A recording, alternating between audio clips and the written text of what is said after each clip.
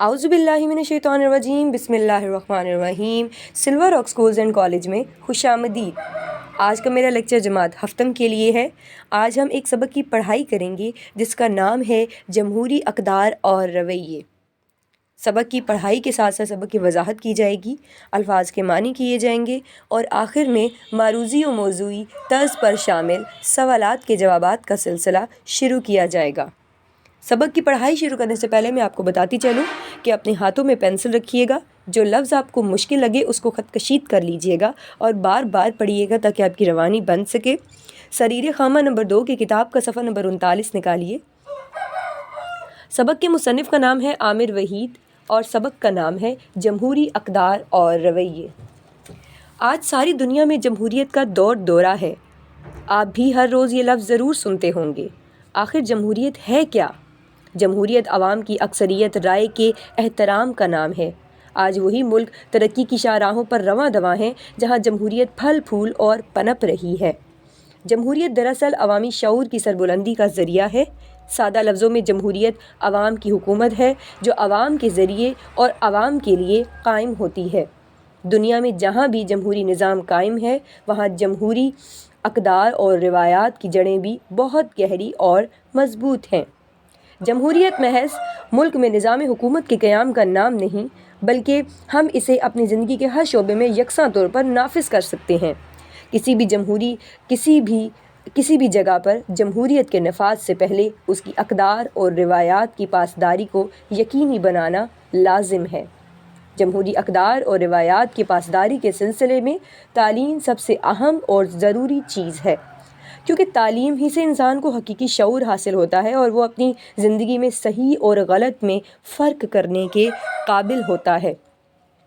جمہوری روایات اور اقدار کو صرف سیاست کے میدان تک ہی محدود نہیں کیا جا سکتا، ہماری روزمرہ زندگی کے تمام معاملات میں بھی ان روایات کا احترام اشد ضروری ہے۔ دراصل ہم اپنی زندگی میں جمہوری روایات کو اپنا کر ہی جمہوریت کی منزل تک پہنچ سکتے ہیں۔ ہمارے معاشرے میں عام طور پر اس بات کا مشاہدہ کیا جا سکتا ہے کہ معاملات زندگی میں لوگوں کی ایک بڑی تعداد کسی چیز کے حق میں فیصلہ کر لیتی ہے مگر 2-3 لوگ اس فیصلے سے اختلاف کر کے اپنی بات منوانے کے لیے ڈٹ جاتے ہیں، جو جمہوری رویوں کی نفی ہے۔ یہی طرز عمل ملک کے سیاسی منظرنامے پر بھی دکھائی دیتا ہے۔ جمہوریت صرف الیکشن کروا دینے اور اس کے نتیجے میں حکومت بنا دینے کا نام نہیں، اہم بات یہ ہے کہ یہ ایک حقیقی جذبے کے ساتھ کسی ادارے کو چلانے کا نام ہی جمہوریت ہے۔ جمہوریت کی کامیابی یا ناکامی میں سیاسی جماعتوں اور ان کی سیاسی قیادت کا کردار بہت اہمیت کا حامل ہے۔ ہماری بدقسمتی ہے کہ دوسرے ترقی پذیر ممالک کی طرح پاکستان میں بھی جمہوریت اور اس کی اقدار حقیقی انداز میں اپنی جڑیں مضبوط نہ کر سکی۔ عوام کی خدمت کا نعرہ بلند کر کے اقتدار میں آنے والے لوگوں نے عوام کو بھیڑ بکریوں کے علاوہ کچھ نہ سمجھا۔ جمہوری روایات کے مطابق عوام سے کیے گئے وعدوں کو ایفا نہ کیا گیا۔ جمہوری اقدار اور روایات کی کامیابی میں سب سے اہم چیز یہ ہے کہ جمہوریت محض اشرافیہ اور اعلیٰ طبقے کے غلام بن کر نہ رہ جائے۔ عام آدمی کی فلاح و بہبود جمہوری عمل کا سب سے اہم مقصد ہونا چاہیے۔ اسے مستقبل کے حوالے سے عوام کو امید اور حوصلہ دینا چاہیے اور قانون کی حکمرانی اور سماجی انصاف کی فراہمی کے لیے کام کرنا چاہیے۔ اگر وقت گزرنے کے ساتھ ساتھ عوام کو یہ احساس ہونے لگے کہ ان کے منتخب کردہ حکومت یا پارلیمنٹ ان کی سماجی اور معاشی حالت کو بہتر بنانے سے قاصر ہے یا وہ بہتری لانا ہی نہیں چاہتی تو ان کے سیاسی اور جمہوری عمل سے اعتماد اٹھ جاتا ہے۔ اگر عوام محسوس کرنے لگیں کہ یہ سیاسی عمل اور سیاسی ادارے محض حکمرانوں اور اعلیٰ طبقے کے مفادات کا ہی تحفظ کرتے ہیں تو وہ کبھی بھی جمہوریت کے تحفظ کے لیے کھڑے نہیں ہوتے۔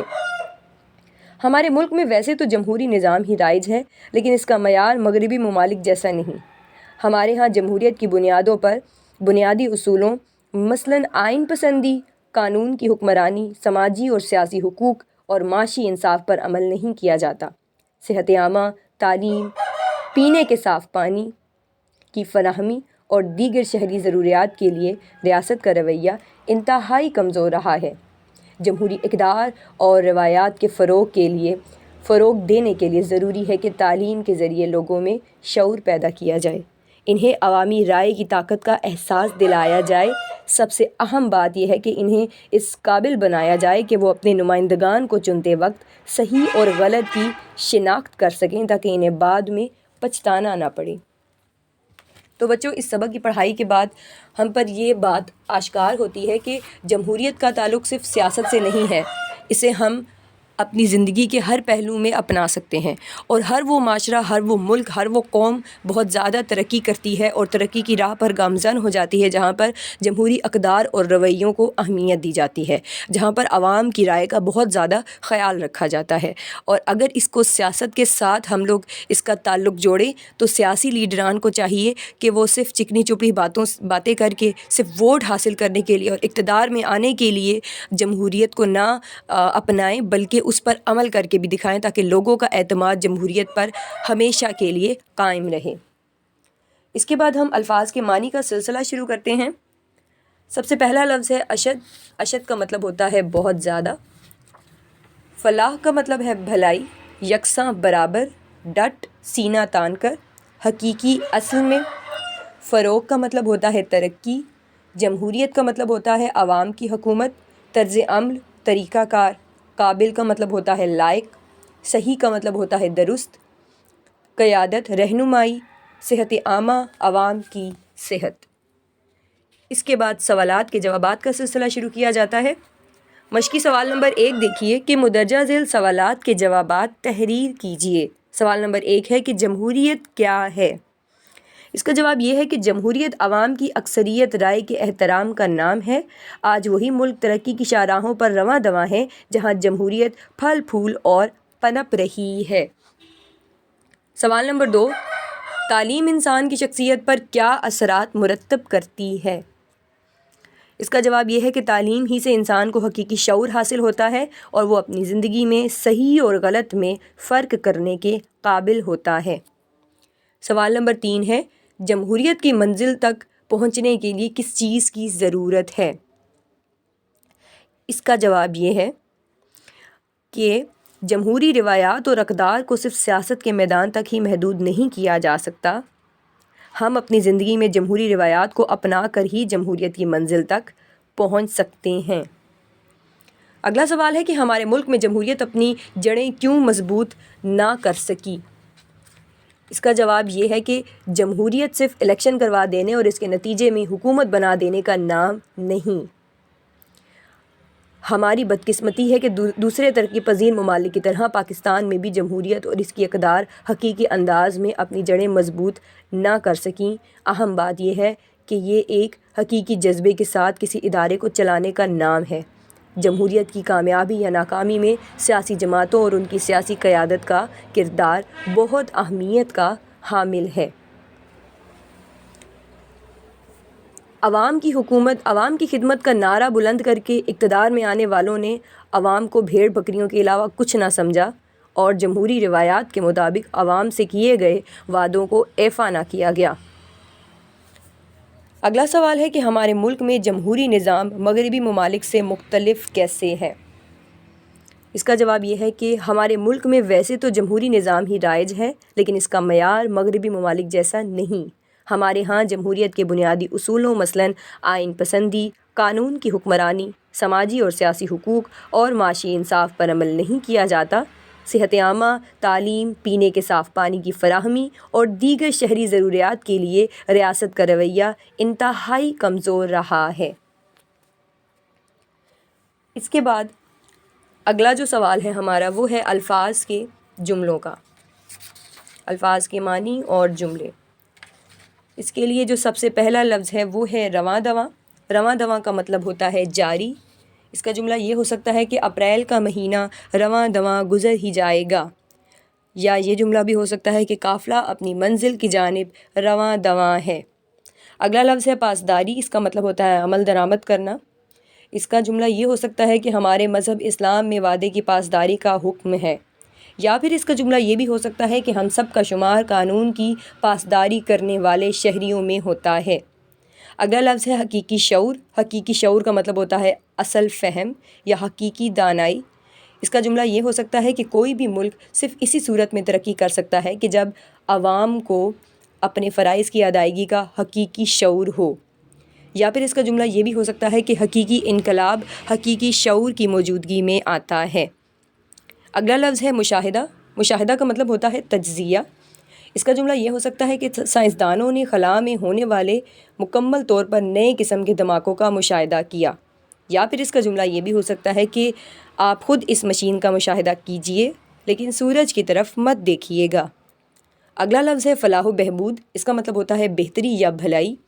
اس کا جملہ یہ ہو سکتا ہے کہ جسمانی معذور افراد کی فلاح و بہبود کے لیے بہت کچھ کرنے کی ضرورت ہے۔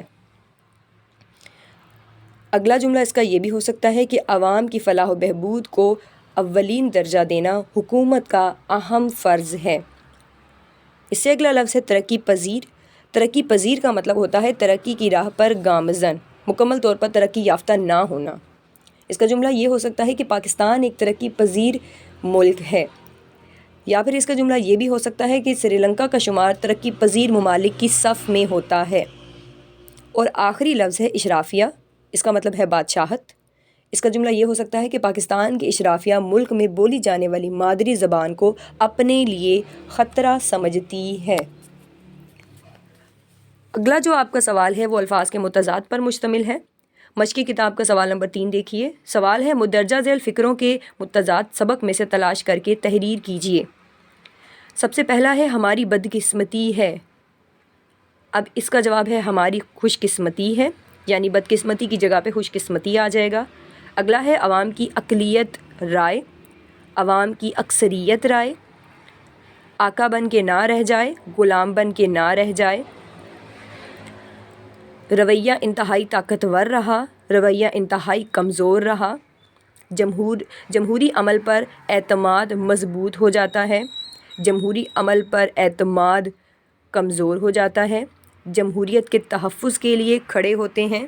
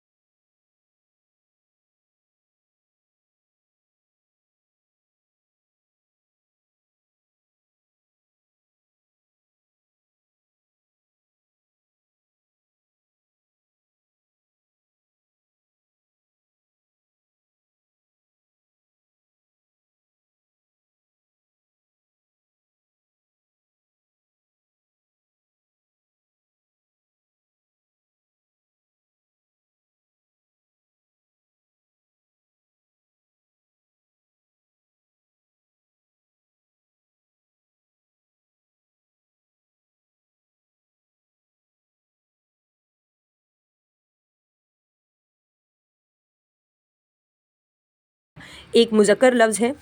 اس کا جملہ یہ ہو سکتا ہے کہ گاڑی کو خریدنے سے پہلے اس کا مشاہدہ کر لیا گیا ہے۔ اگلا لفظ ہے آپ کا رائے۔ رائے ایک مونس لفظ ہے۔ اس کا جملہ یہ ہو سکتا ہے کہ اپنے سوال کو حل کرنے کے لیے میں نے اپنی معلمہ سے رائے لی۔